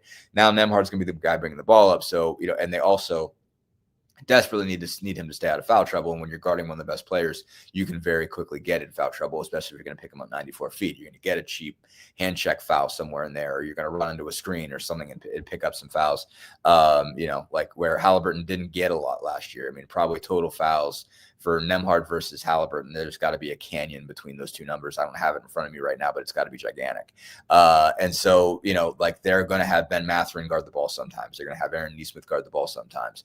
And so they're going to do cross-matching defensively to keep Nembhard, on the floor. They want to make the most of him as a defensive weapon because he is one of the best on-ball defenders in the league, but they've got to be able to do that without wearing him out and without getting him in foul trouble because, then you're looking at, McConnell and Dylan Wright, who they just picked up, I think is a nice player and everything like that. But you're really digging into your point guard depth if he gets in foul trouble, and you might have some issues. So I think that's the one area where you'll see them not live on position titles as much. But for the most part, everybody knows what they're supposed to do. Is the other thing. They're a big reason why I don't think they're going to change very much is they got guys that fit their roles. Aaron Nesmith fits his role perfectly. He sprints the floor, takes open shots, defends, fights. That's his thing. That makes sense for him as a three-man. I think you could ask him to do a little bit more off the bounce, but you don't, need to have major differences there. And so I think it's just they're trying to look at it as start with the basic paradigm, everything you've been doing, keep doing it. And when you have to make changes, be more ready to make plays off the bounce and in isolation, but otherwise try to do the same thing that's won over the last 3 years. And I know that everyone kind of by committee is going to have to do a little more when you're replacing an all-star like Tyrese Halliburton. But is there a particular player that's going to have to do more in a particular role? I think, like Nembhard obviously is going to have to score the ball more. He's gotten by is a bad word because there's been a huge responsibility on his plate, especially on the defensive end. But I think after the 23-24 Eastern Conference Finals one where he really scored the ball a lot. He scores the ball a lot in the playoffs. His production numbers are way higher in postseason, mostly because they're saying, hey, there's a matchup we can take advantage of there. Basically, there's so much attention being paid to Halliburton and to Siakam that some other guys have to, basically take it at their guy because they're probably going to have a lesser matchup and somebody that they can exploit. And Nembhard's done that really well, and he's hit some big shots. His Maxine's about to get loud here. Sorry. Let me make a move. All right. Maxine has thoughts. Maxine has thoughts about this. Apparently, touched on a touchy subject there. Be doing. But yeah, I think I don't think he has to average 20 and 10. Like I don't think he has to do what Halliburton does as far as production is concerned. But I mean, he's going to have to score the basketball. I mean, like if you lose a guy, if so much of your offense comes from the point guard, you can't have a point guard not, your replacement not score. So I mean, he averaged 10 a game last year. 10 a game is not going to cut it. I think he's got to get at least up to 15, somewhere in there with efficiency. And I got to call up his numbers from last year exactly. But like, I mean, he didn't shoot it. I mean, I think he was under 30% from three during the regular season. And I think he went up to somewhere like 45 or something crazy during the playoffs, with not super high volume, but yeah, I mean, he was 29.1% from three last year in regular season. Playoffs, he was 46.5. It was only taking 3.7 a game, hitting 1.7, but still, I mean, like that's a huge difference. I mean, you're 150 points from regular season to playoffs is crazy. So you need, you don't need 46.5. You're not going to do that, like over a regular season. Those are stupid numbers. Steph Curry doesn't average that. But you need efficiency from him. You need him to make big shots. You need him to do it all year. So I think that's the guy who has to have the biggest change in what he does more. Again, he doesn't have to hit Halliburton numbers. I don't think that's necessary. But I think there's possibility. Certainly, again, his shot volume is going to go up just by nature of being the lead guard, just by being the guy who's the lead ball, the lead ball handler. There's just going to be more shots that come to him. So those numbers are going to go up. But I mean, the numbers had to go up and the efficiency has to go up. Again, 29% from three is not going to cut it. He's got to be at least at 35, I think, just to, be able to function there. I mean, I think everybody else, again, Siakam is going to have to handle the ball more. I think you'll see his scoring numbers go up. Aaron Nesmith might have to drive the ball a little bit more. Ben Mathurin certainly, I think, is going to welcome the additional shots that are coming his way. So you're going to see his numbers going to go up. That's not going to be an adjustment for him. Ben Mathurin likes to shoot the ball. Ben Mathurin likes to score. So yeah, I think he will. So then, obviously the center position becomes an interesting battle in terms of who's going to end up there. You've got four guys, battling for those spots right now. I mean, I think the whole position is open. But I thought you saw some good things from Isaiah Jackson on Sunday. I think Jay Huff's going to be, get a lot of minutes just to be a pick and pop guy and be an opportunity to shoot the ball out of the five position. So, everybody's going to have to do a little bit more. But I think I think it's possible for everybody. But I think Nembhard is going to be the one whose role will change the most in terms of just his shot volume is going to have to go up. And TJ McConnell is a guy that has always been known as that spark plug off the bench because he's been just that. Well, his role is going to have to increase, and I wonder how that will affect how his play is seen and what he's able to bring. I mean, I don't think I think it'll change less than you think. He might be asked a few more minutes to give Nembhard a break. I think, let me look here. Nembhard averaged, let me see here. Nembhard averaged 33.4 in the playoffs, 28.9 in the regular season. What did TJ average last year? I mean, he played plenty last year. He's played plenty the last couple of years. It was at 17.9, last year. It probably goes up to 20 again. Numbers go up a little. I mean, if he's at 11, 12 points a game, I think his rep is where it's going to be in a good way. I mean, I think over the last couple of years, people talk about TJ McConnell a whole lot more. I mean, he's not going to carry any more of the discourse than a backup point guard is going to. At the end of the day, he's still going to be a backup point guard. He might be the best backup point guard in the NBA, led the league in assists off the bench last year. So, I mean, I'm certainly, again, he's going to be beloved, with the Pacers forever. I mean, basically, he's going to be one of those guys that this town never forgets. He is going to have a role in the franchise. It's just basically somebody that everybody looks at for a long, long time.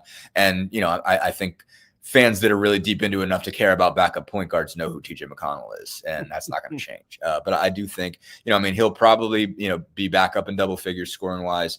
The big thing for him, obviously, as he's aging, is he's got to maintain that level of efficiency. His numbers did tick down across the board last year, went down from 55 55.6 from the floor to 51.9, 5.5 assists to 4.4, 10.2 points to 9.1. I mean, he's 23-24 was the best year of his career by far. And so you saw a little bit of a tick down. So the question is, okay, like, is he still going to be able to maintain this level? I mean, he keeps himself in insane shape, but, you hit those mid-30s and he's getting into the mid-30s, and I'm sure he's not going to want to hear that. But, it takes a toll. The age starts to show. And the question is, when is the age going to show and how much? So they're going to ask a lot of them. And he's going to need to provide it. And basically, he's been able to work in as sort of a, one of 3 point guards, with 2 guys on the floor at a lot at the same time. And basically, it is going to be more separated, that it's going to be, Nembhard and McConnell. Like, you're not going to see them on the floor a lot together, where you did see McConnell and Halliburton together. You saw Nembhard and Halliburton together. You saw Nembhard and McConnell together. You're probably only playing 1 point guard at a time right now. You might get some minutes for DeLon Wright to make their lives a little bit easier, provided he makes the team.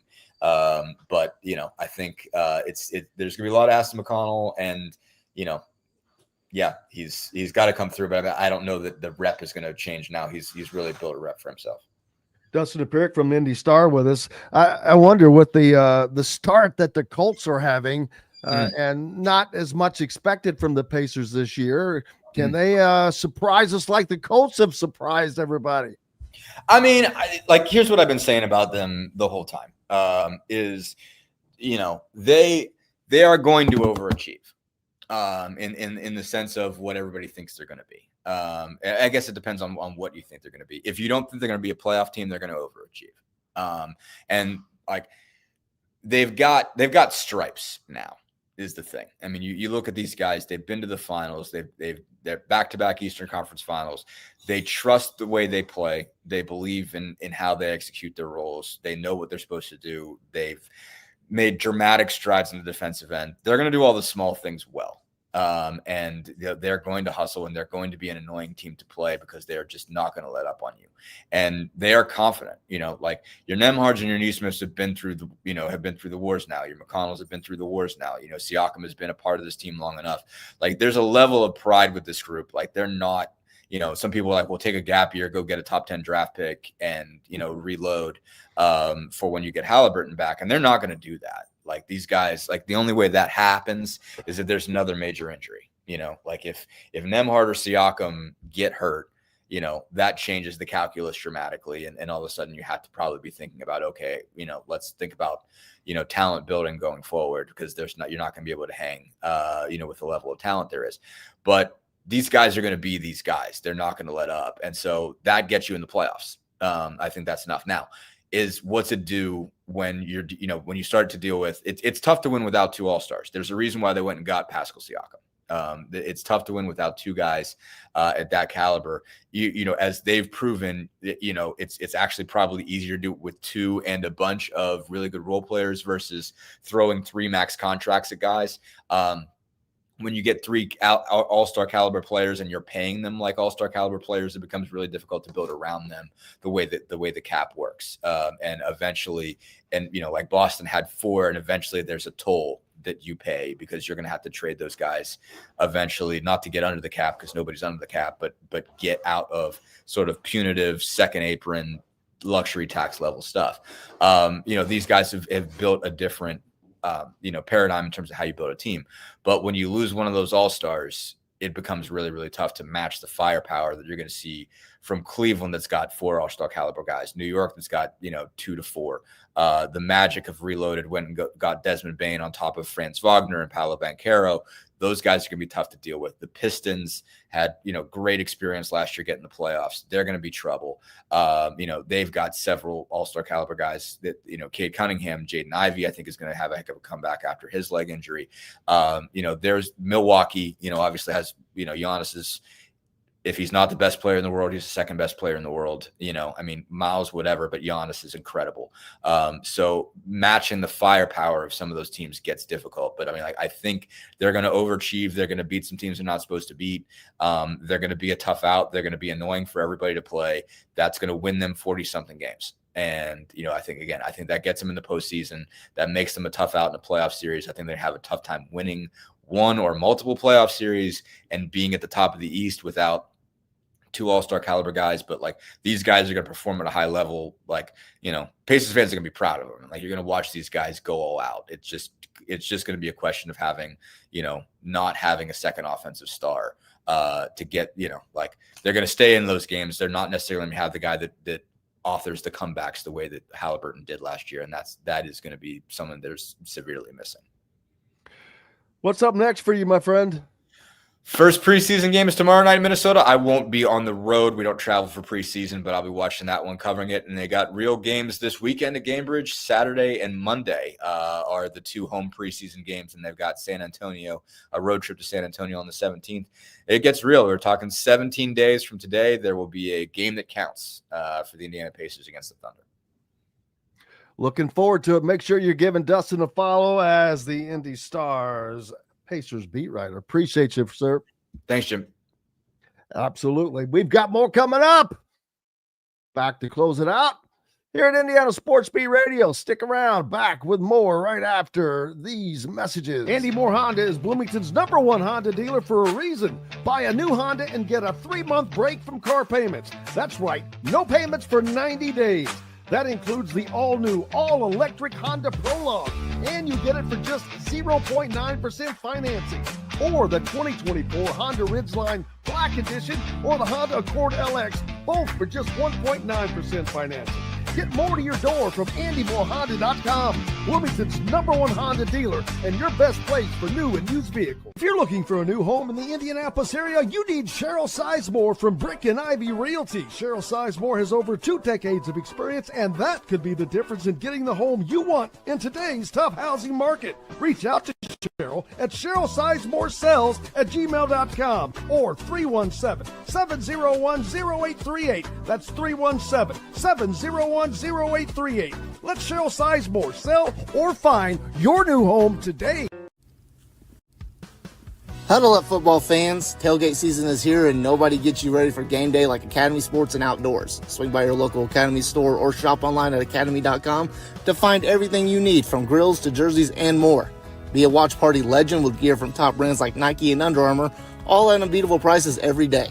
With 8 Academy stores across Indiana, including our Bloomington location, fun can't lose, and neither can you. Gear up today at Academy Sports and Outdoors.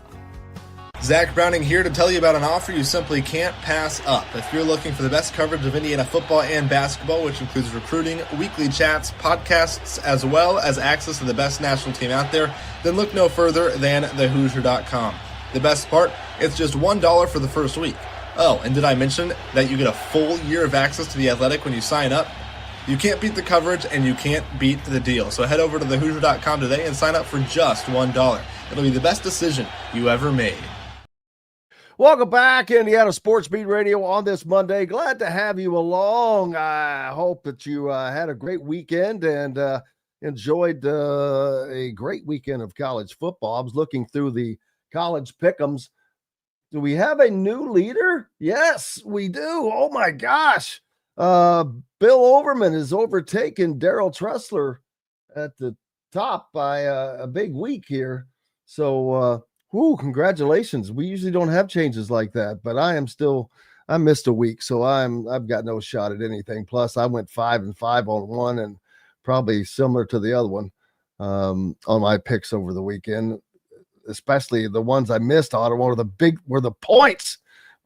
points, man. I am in 23rd and 24th. At least I'm consistent, but different records. I've got one win loss between those two. But yeah, didn't do very well. But another fun weekend of college football. Some shocking games, of course. But none bigger than the UCLA win over Penn State, as we have talked about immensely. But other scores that you may have missed out on for week 6. BYU took care of West Virginia. That was on Friday.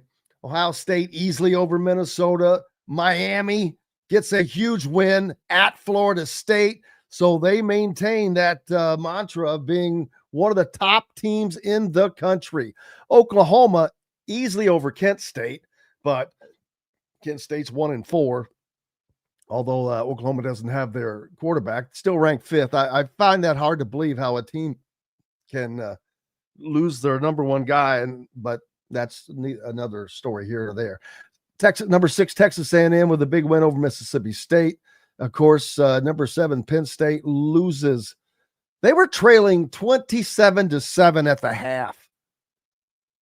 Penn State was trailing to UCLA. I don't even know how that's possible. Although Penn State got off the mat and scored 30 second half points, wasn't enough, as they could not make the comeback. Texas, the second most overrated team of the year right now. They're 3-2 currently after going to Florida and losing 29-21. Alabama picks up a win over Vanderbilt after getting shocked in Nashville last year by the Commodores, 30-14, as Alabama now in the top 10. Texas Tech, they keep rolling. Georgia, the same. They beat Kentucky. Brendan Sorsby in Cincinnati upset number 14 Iowa State. Man, what a season Brendan Sorsby is having. The former Indiana quarterback is just having a fantastic year, guiding Cincinnati now 4-0, 2-0 in the Big 12 conference. Are they going to make some noise? Possibly. Michigan 24-10 over Wisconsin. Of course, Wisconsin, they don't have their quarterback. Notre Dame, an easy win over Boise State at 28-7. Illinois took care of the Boilermakers 43-27, and Virginia goes to Louisville and are now 3-0 in the ACC and 5-1 overall. What are your favorite games coming up this week besides Indiana and Oregon? Number 1, Ohio State. A couple of big games in the Big Ten coming up this weekend as number 1 Ohio State travels to Illinois. I don't expect that to be much of a tussle, but we'll see. Here in the SEC, number 8 Alabama goes to number 14 Missouri. Missouri is better than people think. They're a team that is also statistically good on both sides of the ball, but we're going to get a very good indication of who's what in the SEC, the hierarchy. Florida State, after that loss, sitting at 25, they're almost out of the top 25 now. And Ole Miss back at it this week as they host Washington State. That's an easy win, as the Cougs have to travel across country, and they are 3-2 already. But Indiana at Oregon and College Gameday crowd, which, man, you know what that means? Everybody has to, that's 6 o'clock Pacific Coast time. Then everybody has to get up to do that stuff. So it's going to be a little, that's going to be something. But for those of you that are going, are you planning on taking in any of the College Gameday environment? So you'll have that to go on.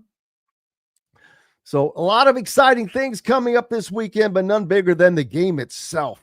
And that is a major opportunity for Indiana, of course. If they were able to get that win, that's going to propel them to being considered.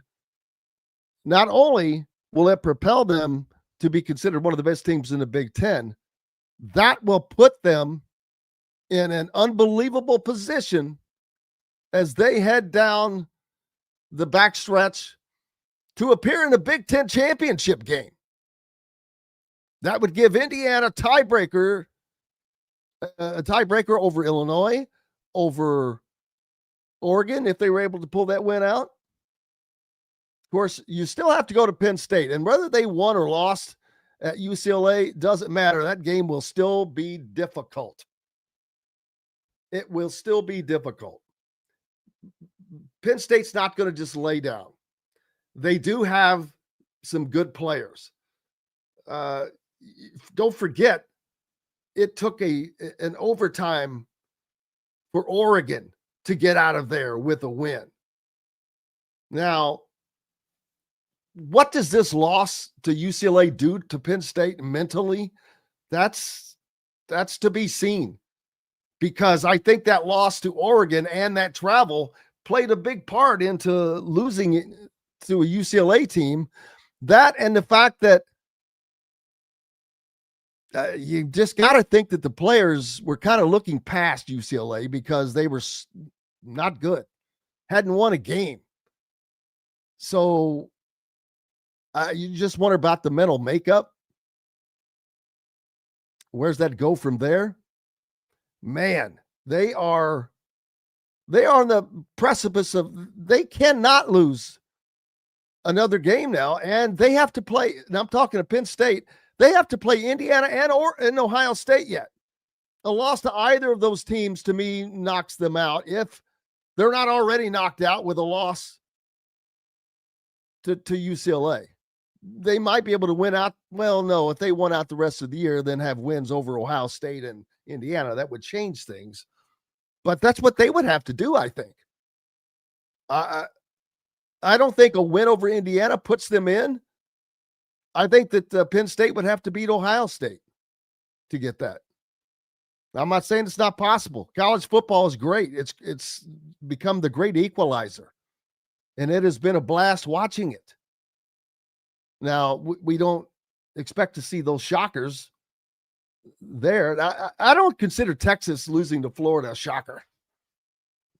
As a matter of fact, I think I picked Florida to win that game in my picks. I did. I just think that Texas was an overrated, more hyped up team than anything. No offense to Arch Manning. He just seems, he's obviously a good quarterback, but he hasn't done anything great. What has Texas done that's great? Nothing. So why that they were thought of to be so great? Don't know.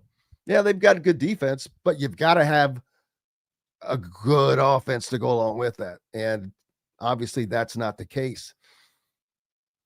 What does that do to the SEC? That's a major hit for them. That's one of the teams that was highest ranked. Now they're out. It is amazing, though, to see the AP voters can both of those teams, to send them both packing out of the top 25. I mean, that's like a rock off of a cliff there, man. Ohio State at Illinois. Yeah, that's going to be interesting, but I just don't think that Illinois has the athletes to keep up, but we'll see. That's why they play the games. And teams get better every week in and week out. How good is Ohio State really? We don't really know. Their win over Texas was what the hat was being hung on, but how big was that now, beating Texas in week 1? They didn't do a lot either way. It was 14-7. So I'm not going to say that both teams struggled, but it was typical first game. I don't know how good Ohio State really is. I don't know that Oregon's not the best team in the Big Ten. I don't know that Indiana is not the best team in the Big Ten. Really don't. Because if Indiana can play like they did against Illinois, now, granted, that is big time, but we'll see. We shall see. Appreciate everybody being with us today, as always. Big thanks to everyone who joins us. Most importantly, each and every one of you are back tomorrow to do it again as we continue throughout the week before we head to Oregon. Coach will be with you on Thursday as I am traveling, but heading out to Coach Sig's presser. Appreciate you guys. We're back tomorrow to do it again. Until tomorrow, I'm Jim Coyle. I will see you on the radio. Thanks for listening to Indiana Sports Beat Radio. Be sure to subscribe to our YouTube page for more clips and team coverage of Indiana basketball, football, and more. You can also find full episodes and tons of other content on thehoosier.com. We'll see you next time for another edition of Indiana Sports Beat Radio.